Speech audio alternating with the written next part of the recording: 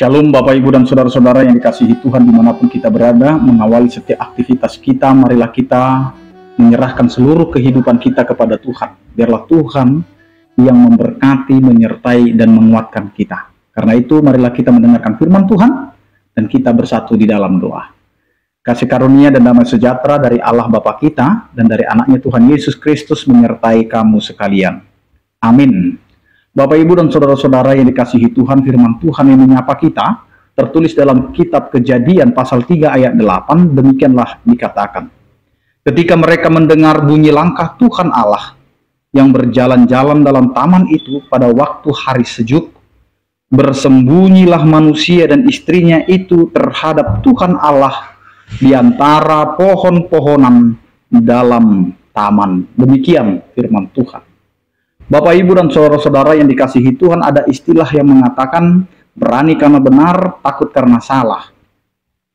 Apa yang dilakukan manusia ketika dia melanggar dan tidak taat kepada yang ditentukan oleh Allah dalam kehidupannya, maka akan ada yang namanya rasa takut. Bahkan ada istilah rasa malu. Maka terkadang kehidupan manusia ini perlu dipertanyakan.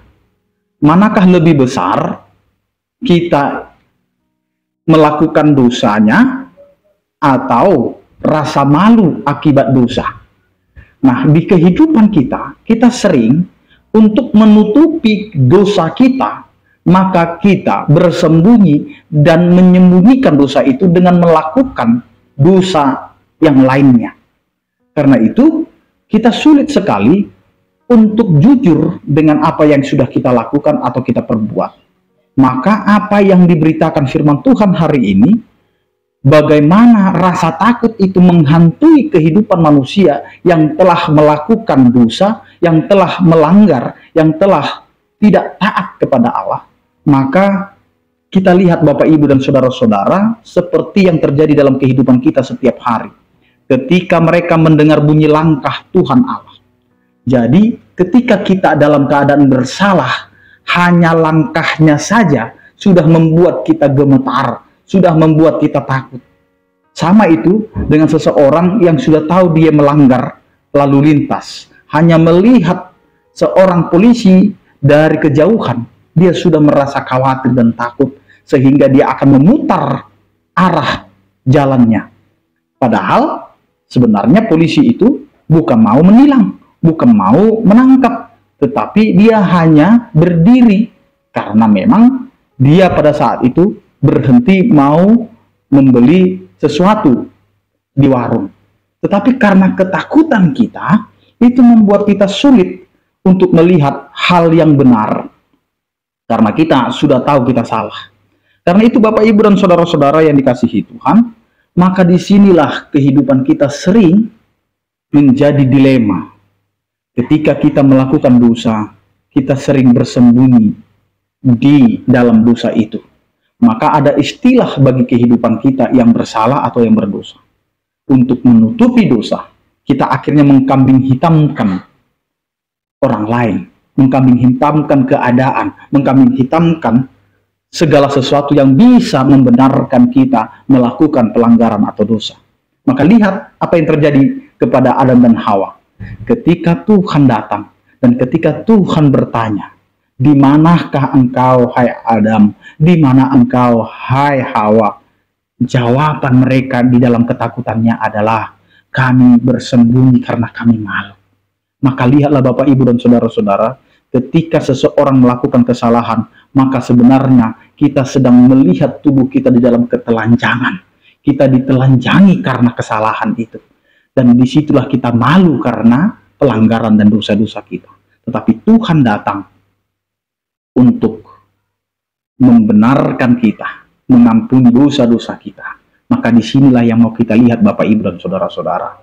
Kita ketika melanggar dan berdosa, sesungguhnya di situ Tuhan sedang memperhatikan kita dan mencari kita. Sehingga ketika kita di dalam persembunyian, ketika kita tahu rasa malu, maka Tuhan mau mengatakan kepada kita, Tuhan sanggup menutupi segala kesalahan kita dan dosa kita dengan pengorbanannya, dengan kematiannya dan dengan cinta kasihnya. Karena itu Bapak, Ibu, dan saudara-saudara, sebesar apapun dosa kita, meskipun dosa kita sudah merah seperti kermizi, itu semua akan diampuni oleh Tuhan dan akan menjadi putih seperti salju atau bulu domba. Amin. Kita berdoa. Terima kasih Tuhan atas penyertaan kasih setiamu yang memberkati kehidupan kami. Sertai kami Tuhan untuk mengingat kembali kasih karunia-Mu. Terkadang kami lupa ketika kami melakukan kesalahan, kami bersembunyi di dalam dosa kami. Tetapi Engkau adalah Allah yang selalu mencari kami, sehingga Engkau merencanakan dan merancangkan suatu penebusan, sehingga kami dapat ditebus oleh darah anak-Mu Yesus Kristus yang telah menyelamatkan kami dari segala dosa dan pelanggaran kami. Ya Tuhan, sertai kami dalam menjalani kehidupan kami, agar apa yang kami jalani dan hidupi itu menjadi kehendak-Mu dan menjadi kemuliaan. Berkatilah setiap orang percaya yang sakit, Engkau berikan kesembuhan, yang berduka Engkau berikan penghiburan, yang bergumul Engkau berikan penyertaan kasih setia. Anugerah Tuhan kita Yesus Kristus, kasih setia daripada Allah Bapa dan persekutuan Roh Kudus, itulah yang menyertai kamu sekalian. Amin.